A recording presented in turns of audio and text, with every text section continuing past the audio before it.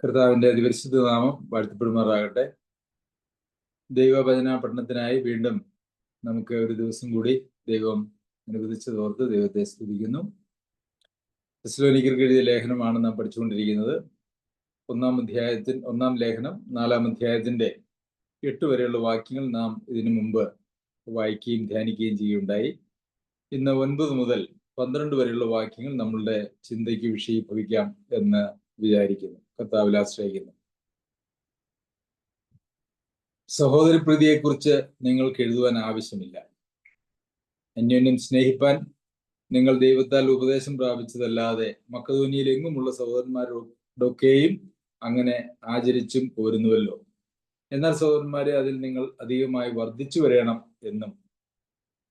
9-10 വാക്യങ്ങളാണ് നാം ഇപ്പോൾ വായിച്ചത്.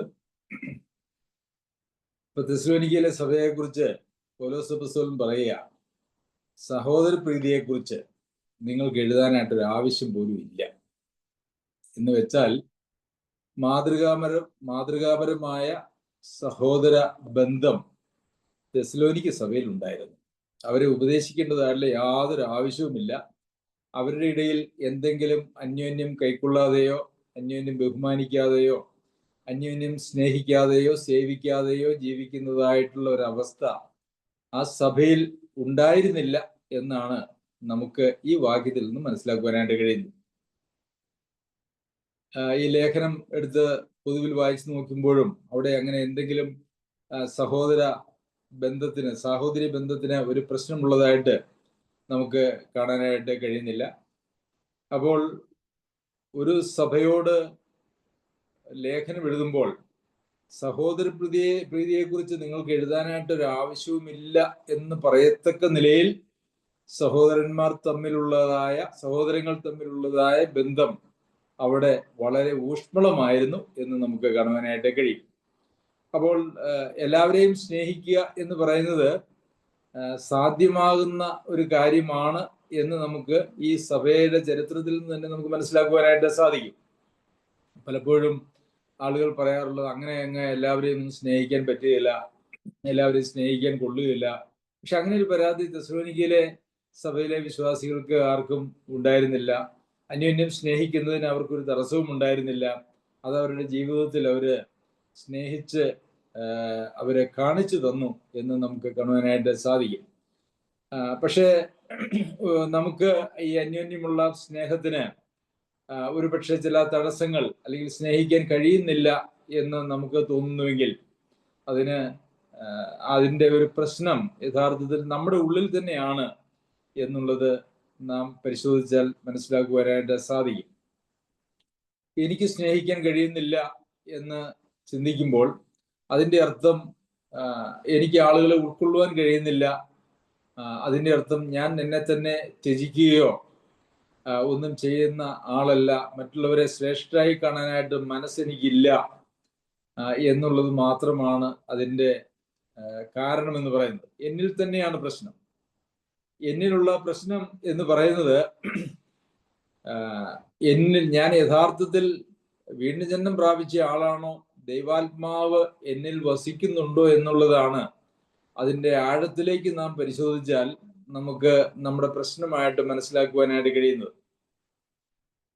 വീണ്ടും ജന്മം പ്രാപിച്ച് ദൈവാത്മാവിനാൽ മുദ്രയിടപ്പെട്ട് ദൈവാത്മാവിനെ അനുസരിച്ച് ജീവിക്കുന്നതായിട്ടുള്ള ഒരാൾക്കും മറ്റുള്ളവരെ സ്നേഹിക്കുന്നതിന് യാതൊരു തടസ്സവും ഉണ്ടാകാൻ ദൈവവചനത്തിന്റെ അടിസ്ഥാനത്തിൽ സാധിക്കുകയില്ല. കാരണം ദൈവാത്മാവിനാലാണ് ആ ദൈവ സ്നേഹം നമ്മുടെ ഹൃദയങ്ങളിൽ പകർന്നിരിക്കുന്നത്. അതുള്ളിടത്തോളം കാലം, അതിനാൽ നിയന്ത്രിക്കപ്പെടുന്നിടത്തോളം കാലം മറ്റുള്ളവരെ അംഗീകരിക്കുന്നതിനും ഉൾക്കൊള്ളുന്നതിനും സ്നേഹിക്കുന്നതിനും ഒക്കെ നമുക്ക് സാധ്യമാകേണ്ടതാണ്. അങ്ങനെ സാധ്യമാകുന്നില്ല എങ്കിൽ അത് നമ്മളുടെ തന്നെ ഒരു പ്രശ്നമാണ് എന്ന് നമുക്ക് കാണുവാനായിട്ട് കഴിയും. അങ്ങനെ എല്ലാവരും സഭയിലെ എല്ലാവരെയൊക്കെ സ്നേഹിക്കേണ്ട ആവശ്യമുണ്ടോ, അങ്ങനെയുള്ള സഭ എവിടെയാണുള്ളത് എന്നുള്ള ചോദ്യം ചോദിച്ചാൽ നമുക്ക് പറയാൻ കഴിയും, തെസ്സലോനിക്കയിലെ സഭ അങ്ങനെ ഒരു സഭയായിരുന്നു. എല്ലാവരും സ്നേഹിച്ചു.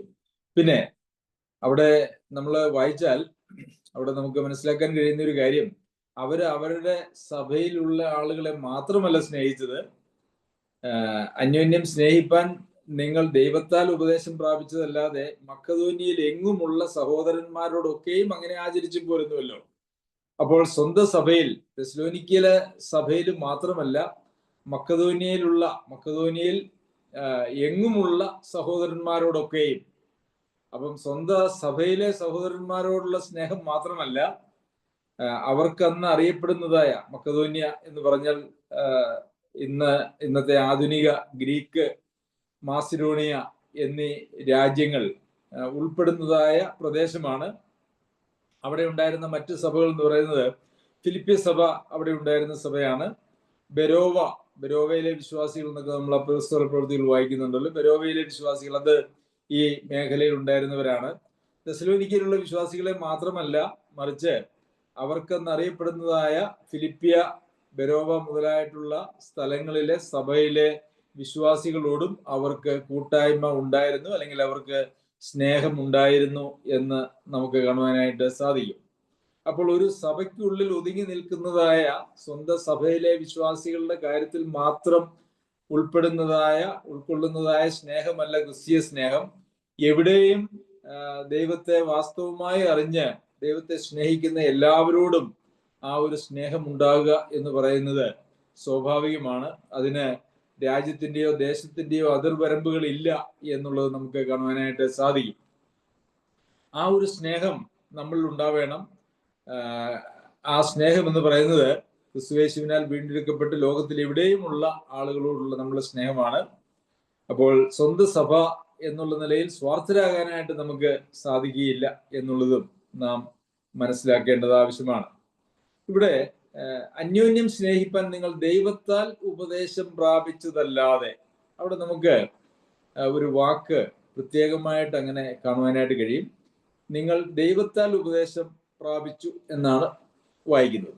അവരെ ഉപദേശിച്ചത് ആരാണ്? യഥാർത്ഥത്തിൽ ഞങ്ങളുടെ വചനം സാക്ഷാൽ ദൈവവചനമായി നിങ്ങൾ കൈക്കൊണ്ടു എന്ന് നമ്മൾ ഈ ലേഖനത്തിൽ നമ്മൾ ആദ്യ ഭാഗത്ത് പഠിക്കുകയുണ്ടായി. അപ്പോൾ അപ്പസ്തോലന്മാർ അവരോട് പ്രസംഗിച്ചതായിട്ടുള്ളൊരു വചനം അവര് മനുഷ്യരുടെ വചനമായിട്ടല്ല, മനുഷ്യരുടെ വാക്കായിട്ടല്ല, മറിച്ച് ദൈവത്തിങ്കൽ നിന്നുള്ള ഉപദേശമായിട്ട് അവർ സ്വീകരിച്ചു എന്നുള്ളത് കൊണ്ടാണ് അവരുടെ ജീവിതത്തിൽ അതൊരു വലിയ മാറ്റത്തിന് കാരണമായി തീർന്നത് എന്നും നമുക്ക് മനസ്സിലാക്കുവാനായിട്ട് സാധിക്കും. പ്രിയമുള്ളവരെ, പലപ്പോഴും നാം ദൈവവചനം ശ്രവിക്കുമ്പോൾ അത് ദൈവത്തിൽ നിന്ന് കേൾക്കുന്ന വചനം എന്നുള്ള നിലയിൽ നാം കേൾക്കുന്നുവെങ്കിൽ മാത്രമേ അത് നമുക്ക് പ്രയോജനമാകുകയുള്ളൂ. പലപ്പോഴും നമുക്ക് മനുഷ്യരുടെ പ്രസംഗങ്ങളാൽ ആകർഷിക്കപ്പെടുന്നതായിട്ടുള്ള ആളുകൾ നമുക്ക് ധാരാളമുണ്ട്. മനുഷ്യരുടെ പ്രസംഗം അവർക്ക്, അതായത് ചില പ്രാസംഗികരുടേത് പ്രസംഗ വൈഭവവും ഒക്കെയാണ് ആളുകളെ ആകർഷിക്കുന്നത്. അതുകൊണ്ട് തന്നെ ആളുകളെ എങ്ങനെ ആകർഷിക്കാം എന്നുള്ള ഒരു താല്പര്യത്തോടു കൂടിയാണ് മിക്കവാറും എല്ലാ പ്രാസംഗികരും അവരുടെ പ്രസംഗത്തെ ക്രമീകരിക്കുന്നത്. അങ്ങനെയാണെങ്കിൽ മാത്രമേ അത് കേൾക്കുവാനായിട്ട് ആളുകൾ ഉണ്ടാകുകയുള്ളൂ. അങ്ങനെ എത്രത്തോളം ആളുകൾ കേൾക്കുന്നു എന്നുള്ളത് പലപ്പോഴും എല്ലാവർക്കും വളരെ പ്രാധാന്യമുള്ളതാണ്. അതിൽ പ്രാധാന്യമുണ്ട് എന്നുള്ളത് ഒരു സത്യമാണ്. ആരും കേൾക്കുന്നില്ല എങ്കിൽ ആ പ്രസംഗം കൊണ്ട് പ്രത്യേകിച്ച് പ്രയോജനമൊന്നുമില്ല. എന്നാൽ ആളുകളെ ആകർഷിക്കേണ്ടതിന് വേണ്ടി കേൾക്കുന്നവർക്ക് കർണരസമാകുമാറ് പ്രസംഗിക്കുന്നതിൽ യാതൊരു അർത്ഥവുമില്ല. യഥാർത്ഥത്തിൽ ദൈവത്തിന്റെ വചനം ആത്മാവോടും ശക്തിയോടും ബഹുനിശ്ചയത്തോടും കൂടിയാണ് പോകേണ്ടത്. അതും നമ്മൾ ഈ ലേഖനത്തിൽ വായിച്ചതാണ്. അപ്പോൾ ദൈവത്താൽ ഉള്ള ഉപദേശമായി ദൈവവചന സന്ദേശങ്ങളെ നാം ഉൾക്കൊള്ളുമ്പോൾ മാത്രമാണ് അത് നമ്മുടെ ജീവിതത്തിൽ രൂപാന്തരത്തിനും ജീവനും ആധാരമായി ഭവിക്കുന്നത് എന്നുള്ളത് നാം മനസ്സിലാക്കേണ്ടത് ആവശ്യമാണ്. അപ്പോൾ പ്രിയമുള്ളവരെ, ഈ ക്രിസ്തീയ ജീവിതം, സഭാജീവിതം എന്നൊക്കെ പറയുന്നത് അത് വളരെ പ്രാധാന്യമുള്ളതും അതിന് അതിൻ്റെതായിട്ടുള്ള ക്രമവും ഉള്ളതൊക്കെയാണ്. അതല്ലാതെ കേവലം നമ്മുടേതായ ചില വഴികൾ അല്ല സഭയുടെ പോക്കിന് അല്ലെങ്കിൽ സഭയുടെ മുമ്പോട്ടുള്ള ഗമനത്തിന് ആവശ്യമായിരിക്കുന്നത്, മറിച്ച് ദൈവിക ആലോചനകൾ മാത്രമായിരുന്നു. അപ്പോൾ ദൈവവചന പ്രകാരമൊക്കെ ഒരു സഭയിൽ ജീവിക്കാൻ കഴിയുമോ എന്ന് ചോദിച്ചു കഴിഞ്ഞാൽ തെസ്സലോനിക്ക സഭയ്ക്കുള്ള ലേഖനം വായിക്കുന്ന ആർക്കും അത് കഴിയും എന്ന് പറയേണ്ടതായിട്ട് വരും. അത് ഒരു യാഥാർത്ഥ്യവുമാണ്. ശരി, അടുത്തതായിട്ട് എന്തുകൊണ്ടാണ് അവർക്ക് എഴുതുവാൻ ആവശ്യമില്ല, അവരോട് സഹോദരപ്രീതിയെ കുറിച്ച് എഴുതാൻ ആവശ്യമില്ല, അവർ ദൈവത്തിൽ നിന്നും അന്യോന്യം സ്നേഹിക്കാനായിട്ടുള്ള ഉപദേശം അവർ ദൈവത്തിൽ നിന്ന് പ്രാപിച്ചു. അവര് തെസ്സലോനിക്ക സഭയിലുള്ള വിശ്വാസികളെ മാത്രമല്ല, മറ്റ് മക്കെദോന്യയിൽ എങ്ങുമുള്ള ആ പ്രദേശങ്ങളിലൊക്കെ ഉള്ള സഹോദരന്മാരോടൊക്കെയും അങ്ങനെ ആചരിച്ചും അങ്ങനെ അവരെയും സ്നേഹിച്ചും പോന്നു. എന്നാൽ സഹോദരന്മാരെ, അതിൽ നിങ്ങൾ അധികമായി വർദ്ധിച്ചു വരണമെന്നും. അപ്പോൾ നാം മറ്റുള്ളവരെ, സഹവിശ്വാസികളെ സ്നേഹിക്കുന്നതിൽ അധികമായി വർദ്ധിച്ചു വരണം. അപ്പോൾ സ്നേഹം വർദ്ധിച്ചും പെരുകിയും വരണം എന്ന് നമ്മൾ ഇതിനു മുമ്പ് പഠിക്കുകയുണ്ടായി. അപ്പോൾ ഈ സ്നേഹം എന്ന് പറയുന്നത് അത് അല്പമായി അത് രൂപപ്പെട്ട് അത് വളർന്നു വരുന്നതായിട്ടുള്ള ഒരു കാര്യമാണ്. അപ്പോൾ സ്നേഹം നമ്മളിൽ വളർന്നു വരുന്നില്ല, സ്നേഹം നമ്മളിൽ അങ്ങനെ തന്നെ നിൽക്കുകയാണ്, അല്ല എങ്കിൽ സ്നേഹം കുറഞ്ഞു പോകുന്നു എന്ന് വന്നാൽ അത് നമ്മുടെ ജീവിതത്തിൽ ഒരു ആത്മീക പ്രശ്നമാണ് എന്ന് നാം മനസ്സിലാക്കേണ്ടതുണ്ട്. അപ്പോൾ നമ്മുടെ ജീവിതത്തിൽ എന്തെങ്കിലും ആത്മീയമായ പ്രശ്നങ്ങളുണ്ടോ എന്നറിയേണ്ടതിന് വേണ്ടി നമുക്ക് വേണമെങ്കിൽ നമ്മെ തന്നെ പരിശോധിക്കുവാനായിട്ടുള്ള ഒരു വഴിയാണ്, ഒരു ടെസ്റ്റാണ് മറ്റുള്ളവരോടുള്ള നമ്മളുടെ സ്നേഹം ക്രമമായി വർദ്ധിച്ചു വരുന്നുണ്ടോ എന്ന് പരിശോധിക്കുന്നത്. അങ്ങനെ ദൈവജനത്തെ കൂടുതൽ കൂടുതൽ സ്നേഹിക്കുവാനും അവരെ കൂടുതൽ കൂടുതൽ കരുതുവാനും അവർക്ക് വേണ്ടി ത്യാഗപരമായി ജീവിക്കുവാനും ഒക്കെ നമുക്ക് ഓരോ കാലങ്ങൾ കഴിയും തോറും നമ്മളെ കൊണ്ട് സാധിക്കുന്നുണ്ടെങ്കിൽ നമ്മളുടെ ആത്മീയ ജീവിതം, അല്ലെങ്കിൽ ദൈവത്തോടൊത്തുള്ള ക്രിസ്തുവിനോട് ചേർന്നുള്ള നമ്മളുടെ ജീവിതം അതിൻ്റെ ട്രാക്കിലാണ് എന്ന് നമുക്ക് കാണുവാനായിട്ട് കഴിയും. എന്നാൽ ആരെയും നമുക്ക് അംഗീകരിക്കാൻ കഴിയുന്നില്ല, ആരെയും ഉൾക്കൊള്ളുവാൻ കഴിയുന്നില്ല, ആരെയും സ്നേഹിക്കുവാനായിട്ട് നമുക്ക് തോന്നുന്നില്ല, നമ്മുടെ സ്നേഹത്തിനൊന്നും യോഗ്യരായിട്ടുള്ള ആളുകളൊന്നും സഭയിലില്ല എന്നൊക്കെയാണ് നമ്മളെ കുറിച്ച് തന്നെ ചിന്തിക്കുന്നതെങ്കിൽ, അല്ലെങ്കിൽ മറ്റുള്ളവരെ കുറിച്ച് ചിന്തിക്കുന്നതെങ്കിൽ അതൊരു ഗൗരവമായ ആത്മീക രോഗമാണ്, ആത്മീക പ്രശ്നമാണ്. അത് അതിനുള്ള ഒരു വഴി എന്ന് പറയുന്നത് മാനസാന്തരപ്പെട്ട് നാം ദൈവവുമായിട്ടുള്ള ബന്ധത്തിൽ യഥാസ്ഥാനപ്പെടുക എന്നുള്ളതാണ്.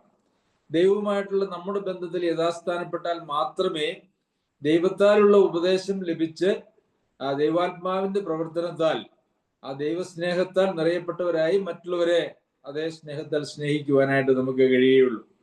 അതുകൊണ്ട് നമ്മൾ പലപ്പോഴും മറ്റുള്ളവരെ സ്നേഹിക്കാൻ കഴിയുന്നില്ല എന്ന് ചിന്തിക്കുമ്പോൾ അത് മറ്റുള്ളവരുടെ ഒരു പ്രശ്നമായിട്ടാണ് നമുക്ക് തോന്നാറുള്ളത്. എന്നാൽ അത് യഥാർത്ഥത്തിൽ നമ്മുടെ ഉള്ളിൽ തന്നെയുള്ള ഒരു പ്രശ്നമാണ് എന്നുള്ളത് നാം മനസ്സിലാക്കേണ്ടത് ആവശ്യമാണ്. ദൈവ മക്കളെ സംബന്ധിച്ചിടത്തോളം ശത്രുക്കളെ പോലും സ്നേഹിക്കുവാനായിട്ടാണ് നമുക്കുള്ളതായ കൽപ്പന എന്ന് പറയുന്നത്. ശത്രുക്കളെ പോലും സ്നേഹിക്കുവാനായിട്ടുള്ള കൽപ്പന നമുക്കുണ്ടെങ്കിൽ നമ്മുടെ സഭയിൽ അംഗങ്ങളായിരിക്കുന്ന ആളുകളെ സ്നേഹിക്കുവാൻ നമുക്ക് കഴിയുന്നില്ല എന്ന് വന്നാൽ നാം നമ്മുടെ ഗുരുവിന്റെ പിന്നാലെയല്ല, നാം നമ്മുടെ ജഡത്തിന്റെ പിന്നാലെയോ അല്ലെങ്കിൽ ഈ ലോകത്തിന്റെ വഴികളിലോ ആണ് എന്ന് നമുക്ക് മനസ്സിലാക്കേണ്ടതായിട്ട് വരും. നാം അത് അങ്ങനെ തന്നെ ഗണിക്കേണ്ടതായിട്ടും വരും. 11-12 വാക്യങ്ങളിൽ മറ്റൊരു വിഷയമാണ് ഇവിടെ പൗലോസ് അപ്പോസ്തലൻ തെസ്സലോനിക്കയിലെ വിശ്വാസികളോട് പറയുന്നത്. പുറത്തുള്ളവരോട് മര്യാദയായി നടപ്പാനും ഒന്നിനും മുട്ടില്ലാതിരിപ്പാനും വേണ്ടി ഞങ്ങൾ നിങ്ങളോട് ആജ്ഞാപിച്ചതുപോലെ അടങ്ങിപ്പാർപ്പാനും സ്വന്തം കാര്യം നോക്കാനും സ്വന്തം കൈകൊണ്ട് വേല ചെയ്യുവാനും അഭിമാനം തോന്നണമെന്നും നിങ്ങളെ പ്രബോധിപ്പിക്കുന്നു. ഇത് വളരെ പ്രാധാന്യമുള്ളതായിട്ടുള്ള ഒരു പ്രബോധനമാണ്. പുറത്തുള്ളവരോട് മര്യാദയായി നടക്കണം. അപ്പോൾ ഇവര് സഭയിലെ വിശ്വാസികളെ, അതുപോലെ തന്നെ ആ രാജ്യത്തുള്ള ആ പ്രദേശത്തുള്ളതായ മറ്റ് സഭകളിലെ വിശ്വാസികളെ ഒക്കെ സ്നേഹിക്കുന്നവരാണ്. അപ്പോൾ അത് മാത്രം പോരാ, മറിച്ച് സഭയ്ക്ക് പുറത്തുള്ളവരോട് മര്യാദയായി നടക്കണം. അത് ക്രിസ്തീയ ജീവിതത്തിന്റെ പ്രമാണങ്ങളിൽ ഉൾപ്പെടുന്ന കാര്യം തന്നെയാണ്. പലപ്പോഴും മറ്റുള്ളവരോട് വേർപെട്ട് ജീവിക്കുക എന്നുള്ള ഒരു ചിന്താഗതി പൊതുവെ ആളുകളുടെ ഇടയിലുണ്ട്. ആരുമായിട്ടും ഒരു ബന്ധവുമില്ലാതെ ജീവിക്കുക എന്നുള്ള ഒരു രീതിയുണ്ട്. എന്നാൽ പ്രിയമുള്ളവരെ, അങ്ങനെയല്ല. നമുക്ക് മറ്റുള്ളവരോട് ഇടപെടാതെ ജീവിക്കുക എന്നുള്ളതല്ല. വേർപാട് സൂക്ഷിക്കണമെന്ന് നാം പറയുമ്പോൾ അത് അവരുടെ പാപപ്രവൃത്തികൾ അല്ലെങ്കിൽ അവരുടെ തെറ്റായിട്ടുള്ള വഴികളിലൂടെ നമ്മൾ പോകരുത് എന്ന് മാത്രമാണ് അതുകൊണ്ട് ഉദ്ദേശിച്ചിരിക്കുന്നത്. പുറത്തുള്ളവരോട് മര്യാദയായി നടക്കണം. അതുപോലെ തന്നെ ഒന്നിനും മുട്ടില്ലാതിരിക്കുന്നതിന് വേണ്ടി ഞങ്ങൾ നിങ്ങളോട് ആജ്ഞാപിച്ചതുപോലെ അടങ്ങിപ്പാർക്കണം, സ്വന്തം കാര്യം നോക്കണം, സ്വന്തം കൈ കൊണ്ട് വേല ചെയ്യണം. അപ്പോൾ ഒന്നിനും മുട്ടില്ലാതെ ഇരിക്കുന്നതിന് വേണ്ടി എന്ത് ചെയ്യണം? 3 കാര്യങ്ങളാണ് ഇവിടെ പൗലോസ് അപ്പോസ്തലൻ പറയുന്നത്. ഒന്നിനും മുട്ടില്ലാതിരിക്കുന്നതിന് വേണ്ടി, അതായത് സാമ്പത്തികമായിട്ടുള്ള ഒരു പ്രശ്നം അല്ലെങ്കിൽ ഒരു കഷ്ടപ്പാട് നിങ്ങളുടെ ജീവിതത്തിൽ വരാതിരിക്കുന്നതിന് വേണ്ടി നിങ്ങൾ എന്ത് ചെയ്യണം എന്ന് ചോദിച്ചാൽ, അത് ഞങ്ങൾ നിങ്ങളോട് ആജ്ഞാപിച്ചതുപോലെ, അത് ചെറിയൊരു കാര്യം, ഒരു പ്രബോധനം എന്നുള്ള നിലയിലല്ല, മറിച്ച് അതൊരു വലിയ കൽപ്പനയായിട്ട് അവിടുത്തെ വിശ്വാസികൾക്ക് പൗലോസ് അപ്പോസ്തലൻ കൊടുത്തിരിക്കുന്നതായിട്ടുള്ള കാര്യമാണ്. എന്താണ്? അടങ്ങിപ്പാർക്കണം, സ്വന്തം കാര്യം നോക്കണം, സ്വന്തം കൈ കൊണ്ട് വേല ചെയ്യണം. ഇത് 3 ചെയ്താൽ ഒന്നിനും മുട്ടില്ലാതിരിക്കും എന്നാണ് നമുക്ക് കാണുവാനായിട്ട് കഴിയുന്നത്. അപ്പോൾ അടങ്ങിപ്പാർക്കുക എന്ന് പറഞ്ഞാൽ എന്താണ് അതിന്റെ അർത്ഥം? അടങ്ങിപ്പാർക്കുക എന്ന് പറഞ്ഞാൽ നമുക്കറിയാം, മുട്ടില്ലാതിരിക്കുന്നതിന് വേണ്ടി അടങ്ങിപ്പാർക്കണം എന്നാണ് പറഞ്ഞിരിക്കുന്നത്.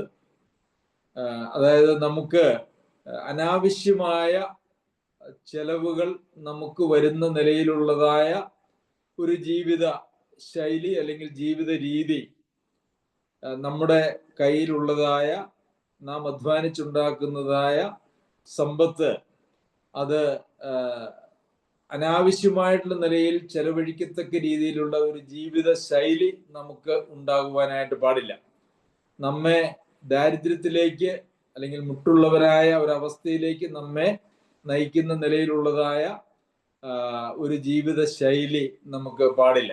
നമ്മുടെ പരിധിക്കും പരിമിതികൾക്കും ഒക്കെ ഉള്ളിൽ ജീവിക്കുവാനായിട്ട് നാം ശീലിക്കണം എന്നുള്ളതാണ്. അതുകൊണ്ടാണ് അടങ്ങി പാർക്കണം എന്ന് പറയുന്നത്. സ്വന്തം കാര്യം നോക്കുവാൻ, സ്വന്തം കാര്യം നോക്കുക എന്ന് പറഞ്ഞാൽ വേറെ ആരുടെയും കാര്യം നോക്കരുത് എന്നല്ല അതിന്റെ അർത്ഥം. നമുക്ക് അതിനെക്കുറിച്ച് നാം വായിക്കുമ്പോൾ തെസ്സലോനിക്കർക്ക് എഴുതിയ 2-ാമത്തെ ലേഖനത്തിൽ ഇങ്ങനെ സ്വന്തം കാര്യം നോക്കണം എന്നൊക്കെ പറഞ്ഞതിന് ശേഷം, പരകാര്യം നോക്കരുത് എന്നൊക്കെ പറഞ്ഞതിന് ശേഷം, നിങ്ങളോ സഹോദരന്മാരെ നന്മ ചെയ്യുന്നതിൽ തളർന്നു പോകരുത്. അതായത് ദൈവജനം തമ്മിലുള്ളതായ ബന്ധത്തിൽ സഹോദരന്മാർക്ക് നന്മ ചെയ്യുന്ന കാര്യത്തിൽ തളർന്നു പോകരുത് എന്നുള്ളത് ഇതേ വിഷയത്തോടനുബന്ധിച്ച് പൗലോസ് അപ്പോസ്തലൻ അവർക്ക് എഴുതുന്നത് നമുക്ക് കാണുവാനായിട്ട് കഴിയും. എന്നാൽ എന്താണ് സ്വന്തം കാര്യം നോക്കണം എന്ന് പറഞ്ഞാൽ, നമുക്ക് ദൈവം ഏൽപ്പിച്ചിരിക്കുന്നതായിട്ടുള്ള വ്യക്തികളുണ്ട്.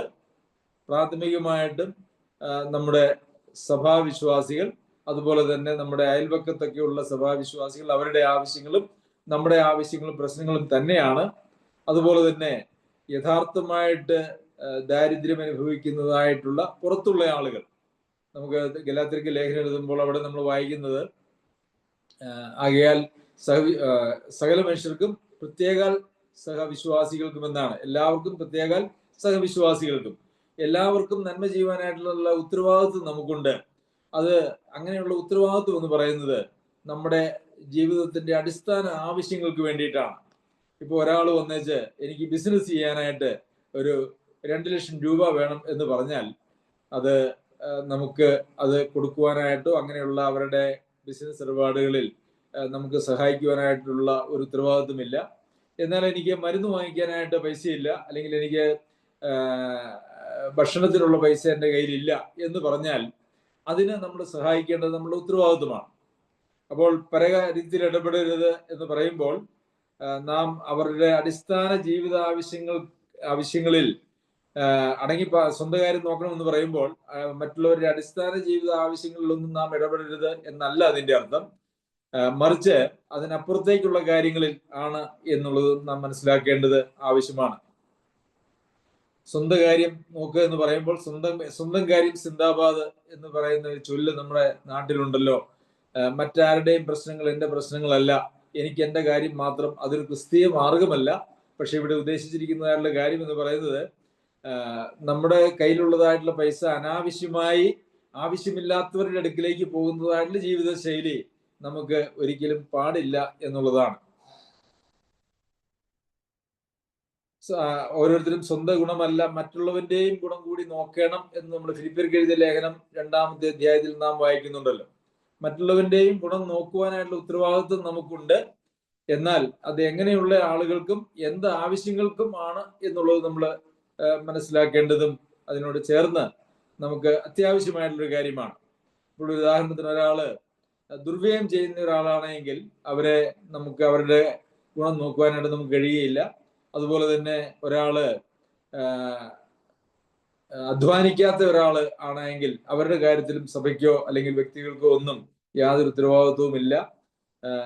അധ്വാനിക്കുകയും അതുപോലെ തന്നെ അടങ്ങിപ്പാർക്കുകയും സ്വന്തം കൈകൊണ്ട് വേല ചെയ്യുകയും സ്വന്തം കാര്യം നോക്കുകയൊക്കെ ചെയ്യുന്ന ആളുകൾക്ക് ന്യായമായിട്ടുള്ള പ്രശ്നങ്ങൾ അവരുടെ ജീവിതത്തിൽ ഉണ്ടായാൽ അതൊക്കെ ദൈവമക്കൾക്ക് പരിഹരിക്കാൻ ഉത്തരവാദിത്വപ്പെട്ടതായ കാര്യങ്ങൾ തന്നെയാണ് എന്ന് നമുക്കറിയാം. അപ്പോസ്തലപ്രവൃത്തികൾ 4-ാം അധ്യായത്തിൽ മുട്ടുള്ളവർ ആരും അവരുടെ ഇടയിൽ ഉണ്ടായിരുന്നില്ല. അങ്ങനെ ഒന്നുമില്ലാത്തതായിട്ടുള്ള ആളുകൾ അവരുടെ സ്ഥലമൊക്കെ വിറ്റ് കൊണ്ടുവന്ന് അപ്പസ്തോലന്മാർ അത് അവർക്ക് ആവശ്യം പോലെ വീതിച്ചു കൊടുത്തു എന്ന് നമ്മൾ വായിക്കുന്നുണ്ട്. ഒന്നുമില്ലാത്തത് കയറി കിടക്കാൻ ഒരു വീട് അല്ലെങ്കിൽ വീട് വെക്കാൻ ഒരു സ്ഥലം പോലും ഇല്ലാത്തതായിട്ടുള്ള ആളുകൾ, അതിനുള്ള സാധ്യത പോലും ഇല്ലാത്തതായിട്ടുള്ള ആളുകളെ സംബന്ധിച്ചിടത്തോളം അവരുടെ കാര്യത്തിൽ സഭയ്ക്ക് പ്രത്യേകമായിട്ടുള്ള ഉത്തരവാദിത്വമുണ്ട് എന്നുള്ളത് ഈ സമയത്ത് നമുക്ക് മനസ്സിലാക്കേണ്ടതും ആവശ്യമാണ്. സ്വന്തം കൈകൊണ്ട് വേല ചെയ്യുവാനും അഭിമാനം തോന്നണമെന്നും നിങ്ങളെ പ്രബോധിപ്പിക്കുന്നു. സ്വന്തം കൈകൊണ്ട് വേല ചെയ്യുവാൻ ഇന്ന് പ്രത്യേകിച്ച് ഈ ആധുനിക കാലഘട്ടത്തിൽ തൊഴിൽ സംസ്കാരം ഈ ലേഖനം എഴുതപ്പെട്ട കാലത്തിൽ നിന്നും വളരെ വ്യത്യസ്തമാണ് എന്ന് നമുക്കറിയാമല്ലോ. അന്നങ്ങനെ സർക്കാർ ജോലി, ഓഫീസ് ജോലി എന്നൊക്കെ പറയുന്നത് വളരെ വളരെ തുച്ഛമായിരുന്നു. ഒരുപക്ഷെ ടാക്സ് കളക്ടേഴ്സ് അതുപോലെയുള്ള ആളുകൾ മാത്രം, ടാക്സ് ചുങ്കം പിരിക്കുന്നതായിട്ടുള്ള ആളുകളോ അങ്ങനെ രാജാക്കന്മാരുടെ കൊട്ടാരത്തിനോട് അനുബന്ധിച്ചുള്ളതായിട്ടുള്ള ചില ആളുകൾ മാത്രമായിരുന്നു ജോലിക്കാരെങ്കിൽ ഇന്ന് ഇതുപോലെ കമ്പനികളും അതുപോലെ തന്നെ സർക്കാർ ഉദ്യോഗവും ഒക്കെ വളരെ ധാരാളമുണ്ട് എന്നുള്ളത് നമുക്കറിയാമല്ലോ. അപ്പോൾ വേല ചെയ്യുന്നതിനെ സംബന്ധിച്ച് നാം ചിന്തിക്കുമ്പോൾ എന്ത് ജോലിയും ചെയ്യുവാനായിട്ടുള്ള ഒരു മനസ്സ് നമുക്കുണ്ടാകേണ്ടത് ആവശ്യമാണ്. ഏത് ജോലിയും ചെയ്യുന്നത് അഭിമാനമുള്ള കാര്യം തന്നെയാണ് എന്ന് നമ്മൾ മനസ്സിലാക്കണം. എന്നാൽ ഇന്ന് നമ്മളുടെ സമൂഹത്തിൽ എല്ലാ ജോലിയും മാന്യമല്ല എന്ന് ചിന്തിക്കുന്നതായ ഒരു സാഹചര്യമുണ്ട്. പ്രത്യേകിച്ച് അത് ഏറ്റവും കൂടുതലുള്ളത് ഇന്ത്യയിലാണ്. ഇന്ത്യയിൽ ഉണ്ടായിരുന്ന ഈ ജാതി വ്യവസ്ഥ, അതായത് ഓരോ തൊഴിലിനും ഓരോ ജാതി, പ്രത്യേകിച്ച് തൊഴിൽ എന്ന് പറയുന്നതിനെ പല വിഭാഗങ്ങളായി തിരിച്ചിട്ട് ഏറ്റവും താഴ്ന്ന ജാതിയിലുള്ള ആളുകൾ താഴ്ന്ന ജോലി ചെയ്യുന്നു എന്നുള്ള ഒരു അവസ്ഥയൊക്കെയാണ് നമ്മുടെ നാട്ടിൽ പുരാതന കാലം മുതലേ ഉണ്ടായിരുന്നത്. അതേ അവസ്ഥ ഇന്ന് യഥാർത്ഥത്തിൽ ആ പശ്ചാത്തലത്തിൽ നിന്നൊക്കെ രക്ഷിക്കപ്പെട്ടു വരുന്നതായിട്ടുള്ള വിശ്വാസികളിലും അങ്ങനെയൊക്കെ ഉണ്ട്. ഒരു ഓഫീസ് ജോലി കിട്ടിയില്ല എങ്കിൽ ഞാൻ ചെയ്യുകയില്ല എന്ന് ചിന്തിക്കുന്നതായിട്ടുള്ള ആളുകൾ ധാരാളം നമ്മുടെ സമൂഹത്തിലുണ്ട്. അങ്ങനെ എന്തെങ്കിലും കൈകൊണ്ട് വേല ചെയ്യുവാൻ, സ്വന്തം കൈകൊണ്ട് വേല ചെയ്യുന്നതൊക്കെ അപമാനമാണ്, ഓഫീസിലിരുന്ന് പേന കൊണ്ട് ചെയ്യുന്ന ജോലി മാത്രമാണ് അഭിമാനമുള്ളത് എന്ന് ചിന്തിക്കുന്നതായ തെറ്റായ ഒരു മനോഭാവം, അത് യഥാർത്ഥത്തിൽ ഒരു പൈശാചിക മനോഭാവമാണ് എന്നുള്ളത് നാം മനസ്സിലാക്കേണ്ടത് ആവശ്യമാണ്. നാം നമ്മുടെ മക്കളെ പഠിപ്പിക്കുമ്പോഴും ഒക്കെ ഏത് ജോലിയും മാന്യമാണ് എന്ന് പറഞ്ഞ് അവരെ പഠിപ്പിക്കേണ്ടത് അത് കുടുംബങ്ങളിലും സഭകളിലും ഒക്കെ ഉള്ള ഒരു വലിയ ഉത്തരവാദിത്വമാണ് എന്ന് നാം അറിയണം. അതുകൊണ്ട് സ്വന്തം കൈകൊണ്ട് വേല ചെയ്യുവാൻ അഭിമാനം തോന്നണം. ആ ഒരു അഭിമാനം ഇല്ലാത്തത് കൊണ്ട് അനേകരും ഇന്ന് മുട്ടുള്ളവരായിട്ട് തീർന്നിട്ടുണ്ട്. പലപ്പോഴും പല ആളുകളും എന്ത് ജോലിയും മിക്കവാറും ആളുകളൊക്കെ എന്ത് ജോലിയും ചെയ്യാനായിട്ട് മനസ്സില്ലാത്തതായിട്ടുള്ള ആളുകളാണ്. എന്നാൽ ആ ഒരു മനോഭാവം നമ്മളുടെ ഇടയിൽ ഒരിക്കലും ഉണ്ടാകുവാനായിട്ട് പാടില്ല.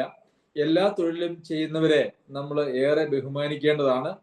നമുക്കറിയാം, ഞാൻ ബാങ്കിൽ ജോലി ചെയ്തിരുന്ന സമയത്ത് അവിടെ സാധാരണ ബാങ്കിൽ വലിയ ഉദ്യോഗസ്ഥന്മാരും അല്ലെങ്കിൽ വലിയ ബിസിനസ് ചെയ്യുന്നതായിട്ടുള്ള ആളുകളൊക്കെ വരുമ്പോൾ അവർക്കാണ് പൊതുവെ ബഹുമാനം കിട്ടാറുള്ളത്. അങ്ങനെയുള്ള ആളുകളെയൊക്കെയാണ് ബാങ്കിൽ ബഹുമാനിക്കുകയും അവർക്ക് പ്രത്യേക ഇരിപ്പിടവും ഒക്കെ കൊടുത്ത് അവരെ ഇരുത്തുകയും അവർക്ക് പ്രത്യേക പരിഗണനയൊക്കെ കൊടുക്കുന്നത് ഞാൻ കണ്ടിട്ടുണ്ട്. എന്നാൽ ഞാൻ ഉറപ്പാക്കിയിട്ടുള്ളതായ കാര്യം, കൂലിപ്പണി എടുക്കുന്നവരും അതുപോലെ തന്നെ കൃഷി ചെയ്യുന്നവരും ഒക്കെ വരുമ്പോൾ അവരെ മറ്റുള്ളവരെ പോലെ തന്നെ അല്ലെങ്കിൽ അല്പം കൂടി മെച്ചമായി അവരോട് ഇടപെടുന്നതിന് ശ്രദ്ധിച്ചിട്ടുണ്ട്. കാരണം നമുക്കറിയാമല്ലോ, ഇന്ന് കൃഷിക്കാരൻ കൃഷി ചെയ്തില്ല എങ്കിൽ ഇന്ന് ലോകത്ത് ആർക്കും ഭക്ഷണം കഴിക്കുവാനായിട്ട് ഉണ്ടാവുകയില്ല. മനുഷ്യന്റെ അടിസ്ഥാന ആവശ്യം എന്ന് പറയുന്നത് ഭക്ഷണമാണ്. ഈ ഭക്ഷണം കഴിക്കാനായിട്ട് നമുക്ക് ഉണ്ടാകണമെങ്കിൽ അത് കൃഷിക്കാരൻ കൃഷി ചെയ്യുന്നത് കൊണ്ടാണ്. അപ്പോൾ പിന്നെ ഏറ്റവും ഉന്നതിയുള്ള അല്ലെങ്കിൽ ഏറ്റവും ശ്രേഷ്ഠമായിട്ടുള്ള തൊഴിൽ എന്താണ് എന്ന് ചോദിച്ചാൽ അത് ഭക്ഷണം ഉണ്ടാക്കുന്നത് അല്ലെങ്കിൽ കൃഷി ചെയ്യുന്നതായിട്ടുള്ള കൃഷിപ്പണിയാണ് ഏറ്റവും ശ്രേഷ്ഠമായിട്ടുള്ള ജോലി എന്ന് ഞാൻ ആത്മാർത്ഥമായിട്ട് വിശ്വസിക്കുന്നു. എന്ന് മാത്രവുമല്ല, ആദമിനെയും ഹവ്വയെയും സൃഷ്ടിച്ചിട്ട് ദൈവം അവരെ ഏൽപ്പിച്ചതായിട്ടുള്ള ജോലി തോട്ടത്തിൽ വേല ചെയ്യുവാനും തോട്ടം കാപ്പാനും ദൈവം അവരെ ആക്കി എന്ന് നാം വായിക്കുന്നുണ്ട്. പ്രിയമുള്ളവരെ, കൃഷിയും അതുപോലെയുള്ള ഏത് തൊഴിലും ഏറ്റവും മാന്യമാണ്. ഒരു തൊഴിലിനെയും വില കുറച്ച് കാണാനായിട്ട് കഴിയില്ല, പാടില്ല. ഏതൊരു തൊഴിലും ചെയ്യുന്ന ആളുകളെയും ഏറ്റവും ബഹുമാനത്തോടെ നാം കാണുകയും അവരെ പരിഗണിക്കുകയും ചെയ്യേണ്ടത് ആവശ്യമാണ്. അതുപോലെ തന്നെ ഈ സ്വന്തം കാര്യം നോക്കണം എന്ന് നമ്മൾ ഇവിടെ വായിച്ചല്ലോ. തിമോത്തിയോസിന് എഴുതിയ 1-ാം ലേഖനത്തിലും 5-ാം അധ്യായത്തിൽ അത്രയുമല്ല, അവർ വീടുതോറും നടന്ന് മെനക്കെടുവാനും ശീലിക്കും. മെനക്കെടുക മാത്രമല്ല, വായാടികളും പരകാര്യത്തിൽ ഇടപെടുന്നവരുമായി അരുതാത്തത് സംസാരിക്കും. ഈ പരകാര്യത്തിൽ ഇടപെടാതെ ഇരിക്കുക എന്ന് പറയുന്നത് വളരെ പ്രാധാന്യമുള്ള ഒരു കാര്യമാണ്. പ്രത്യേകിച്ച് പുറത്തുള്ള ആളുകളോട് മര്യാദയായി നടക്കണമെന്ന് പൗലോസ് അപ്പോസ്തലൻ തെസ്സലോനിക്കർക്ക് എഴുതിയത് നമ്മൾ വായിച്ചുവല്ലോ. നമുക്ക് മര്യാദയായിട്ട് നടക്കണമെങ്കിൽ പലപ്പോഴും ഈ പരകാര്യത്തിൽ നാം ഇടപെടുമ്പോൾ വളരെ സൂക്ഷിക്കേണ്ടതായിട്ടുള്ള ആവശ്യമുണ്ട്. നമുക്ക് ഉത്തരവാദിത്വമില്ലാത്തതായിട്ടുള്ള കാര്യങ്ങളിൽ, നമ്മുടെ പങ്ക് ദൈവം ആഗ്രഹിക്കാത്തതായിട്ടുള്ള മേഖലകളിൽ നാം ഇടപെട്ടാൽ, പ്രത്യേകിച്ച് അവിടെയുള്ള ആളുകൾ ദൈവത്തെയോ ദൈവിക പ്രമാണത്തെയോ അനുസരിക്കാതെ സ്വന്തം താല്പര്യത്തിനനുസരിച്ച് ജീവിക്കുന്നതായിട്ടുള്ള ആളുകളാണെങ്കിൽ അവരുടെ കാര്യത്തിൽ ഇടപെടുന്നത് വളരെ ശ്രമകരവും അതുപോലെ തന്നെ നമുക്ക് ഒരുപക്ഷെ വലിയ പ്രയാസവും ഉണ്ടാക്കാൻ സാധ്യതയുള്ളതായ കാര്യങ്ങളാണ്. വലിയ പല സാമൂഹിക പ്രശ്നങ്ങളിൽ നാം ഇടപെടുന്നതും സാമൂഹികമായിട്ടുള്ള സമരം മുതലായിട്ടുള്ള കാര്യങ്ങൾ, രാഷ്ട്രീയ പ്രവർത്തനം, അതുപോലെ തന്നെ സംഘടനകൾ, ക്ലബ്ബുകൾ, ഇങ്ങനെയുള്ള കാര്യങ്ങളിലൊക്കെ നാം ഇടപെടുമ്പോൾ ആ ക്ലബ്ബുകളുടെയും സംഘടനകളുടെയും ഒക്കെ ബൈലോയോ അല്ലെങ്കിൽ നിയമാവലി വായിച്ചാൽ ആ നിയമാവലിയിൽ അവരുടെ തീരുമാനങ്ങൾക്ക് വിധേയപ്പെട്ട് പ്രവർത്തിക്കുവാനായിട്ടുള്ള ഉത്തരവാദിത്വം അതിൽ ഉള്ള അംഗങ്ങൾക്ക് ഉണ്ട് എന്നുള്ളത് നമുക്കറിയാമല്ലോ. എന്നാൽ അവരുടെ ആ നിയമത്തിനനുസരിച്ച് നമുക്കൊരിക്കലും പ്രവർത്തിക്കുവാനായിട്ട് കഴിയുന്നതല്ല. അതുകൊണ്ട് ഈ പരകാര്യം നോക്കാതെ സ്വന്തം കാര്യം നോക്കണം. നമുക്ക് നമ്മുടെ കാര്യവും നമ്മുടെ സഹോദരി സഹോദരന്മാരുടെ കാര്യവും കുടുംബകാര്യവും ഒക്കെ നോക്കാൻ തന്നെ ധാരാളം നമുക്കുണ്ട്. അത് നാം പരകാര്യത്തിൽ ഇടപെടാനായിട്ട് പോയാൽ നമ്മുടെ സ്വന്തം കാര്യം നോക്കുവാനായിട്ട് നമുക്ക് സാധിക്കാതെ വരും. എന്ന് മാത്രവുമല്ല, നമുക്ക് ദൈവമക്കൾ എന്നുള്ള ഒരു നിലവാരത്തിലും നമുക്ക് ജീവിക്കുന്നതിന് വലിയ പ്രയാസവും വരും എന്ന് നമുക്കറിയാമല്ലോ. അതുപോലെ തന്നെ തെസ്സലോനിക്കർക്ക് എഴുതിയ 2-ാം ലേഖനത്തിലും നിങ്ങളിൽ ചിലർ ഒട്ടും വേല ചെയ്യാതെ പരകാര്യം നോക്കി ക്രമം കെട്ട് നടക്കുന്നു എന്ന് കേൾക്കുന്നു. അപ്പോൾ വേല ചെയ്യാതെയും പരകാര്യം നോക്കിയും നടക്കുന്ന ആ നടപ്പിനെ കുറിച്ച് പറയുന്നത് ക്രമം കെട്ട് നടക്കുക എന്നുള്ളതാണ്. അതായത് ക്രമത്തിൽ ജീവിക്കുക എന്ന് പറഞ്ഞാൽ അതിന്റെ അർത്ഥം പരകാര്യത്തിൽ ഇടപെടാതെ ഇരിക്കുകയും അതുപോലെ തന്നെ വേല ചെയ്ത് ജീവിക്കുകയും ചെയ്യുക എന്നുള്ളതാണ്. അതുപോലെ തന്നെ പത്രോസിന്റെ ലേഖനത്തിൽ നമ്മളിങ്ങനെ വായിക്കുന്നുണ്ട്, നിങ്ങൾ ആരും കൊലപാതകനോ കള്ളനോ ദുഷ്പ്രവൃത്തിക്കാരനോ ആയിട്ടല്ല കഷ്ടം സഹിക്കേണ്ടത്, പരകാര്യത്തിൽ ഇടപെടുന്നവനായിട്ടുമല്ല. 4-ാം അധ്യായം 1-ാം ലേഖനം 4-ാം അധ്യായത്തിന്റെ 15-ാമത്തെ വാക്യം. അപ്പോൾ പരകാര്യത്തിൽ ഇടപെട്ടാൽ കഷ്ടമുണ്ടാകും എന്ന് നമ്മളോട് വായിക്കുന്നു. നിങ്ങൾ ആരും കൊലപാതകനോ കള്ളനോ ദുഷ്പ്രവൃത്തിക്കാരനോ ആയിട്ടല്ല കഷ്ടം സഹിക്കേണ്ടത്, പരകാര്യത്തിൽ ഇടപെടുന്നവനുമായിട്ടല്ല. അതായത് പരകാര്യത്തിൽ ഇടപെടുവാനായിട്ട് നാം പോയാൽ നമുക്ക് പല കഷ്ടങ്ങളും സഹിക്കേണ്ടി വരും. അതുകൊണ്ട് പരകാര്യത്തിൽ ഒരിക്കലും ഇടപെടാനായിട്ട് നമ്മൾ നിൽക്കരുത്. അവരുടെ പ്രശ്നങ്ങൾ തീർക്കാൻ അവരുടെ പ്രമാണങ്ങൾ ഒരിക്കലും നമ്മുടെ പ്രമാണങ്ങളല്ല എന്നുള്ളത് കൊണ്ട് നമുക്ക് പരകാര്യത്തിൽ ഇടപെട്ട് ദൈവജന പ്രകാരം കാര്യങ്ങൾ തീർക്കുവാനായിട്ട് കഴിയില്ല. അത് നമുക്ക് കഷ്ടം വിളിച്ചു വരുത്താനായിട്ടുള്ള സാധ്യതയുണ്ട്. പ്രിയമുള്ളവരെ, നാം ശ്രദ്ധിക്കേണ്ടതായിട്ടുള്ള അനേക കാര്യങ്ങൾ നമുക്ക് ദൈവജനത്തിൽ നമുക്ക് കാണുവാനായിട്ട് കഴിയും. നമ്മുടെ ജീവിതത്തിന്, നമ്മുടെ സഭാജീവിതത്തിന്, നമ്മുടെ കുടുംബജീവിതത്തിന്, വ്യക്തിപരമായിട്ടുള്ള നമ്മുടെ ജീവിതത്തിനൊക്കെ ഈ നിർദ്ദേശങ്ങൾ ദൈവജനത്തിലൂടെ ദൈവാത്മാവ് നമുക്ക് നൽകിയിരിക്കുന്നത് നമ്മുടെ നന്മയ്ക്കും പ്രയോജനത്തിനും ഒക്കെയുമാണ്. അത് അനുസരിച്ച് നാം ജീവിക്കുമ്പോൾ ദൈവത്തിന് പ്രസാദകരമായ ഒരു ജീവിതം നമുക്ക് ജീവിക്കുവാനായിട്ട് കഴിയും. ഇത് പൗലോസ് അപ്പോസ്തലൻ ഇത് പറഞ്ഞു വരുന്നത് ദൈവത്തിന് പ്രസാദകരമായ ജീവിതം ജീവിക്കുന്നതിനെ കുറിച്ച് പറഞ്ഞുകൊണ്ടാണ് എന്നുള്ളത് നമുക്കറിയാമല്ലോ. ഒടുവിൽ സഹോദരന്മാരെ, ദൈവപ്രസാദം ലഭിപ്പാൻ കൊണ്ട് നിങ്ങൾ എങ്ങനെ നടക്കണമെന്ന് ഞങ്ങളോട് ഗ്രഹിച്ചതുപോലെ എന്ന് പറഞ്ഞിട്ടാണ് ഈ കാര്യങ്ങളൊക്കെ പറയുന്നത്. അതുകൊണ്ട് ഇത് ദൈവപ്രസാദം ലഭിക്കുന്നതിന് വേണ്ടിയുള്ള ഒരു നടപ്പ്, ഈ വിധമുള്ള ഒരു നടപ്പാണ് എന്നുള്ളത് നമുക്ക് മനസ്സിലാക്കണം. സംശക്തനായ ദൈവം നമ്മെ എല്ലാവരെയും ഈ മേഖലകളിലൊക്കെ സഹായിക്കട്ടെ. അവന്റെ അതിപരിശുദ്ധ നാമം വാഴ്ത്തപ്പെടുമാറാകട്ടെ.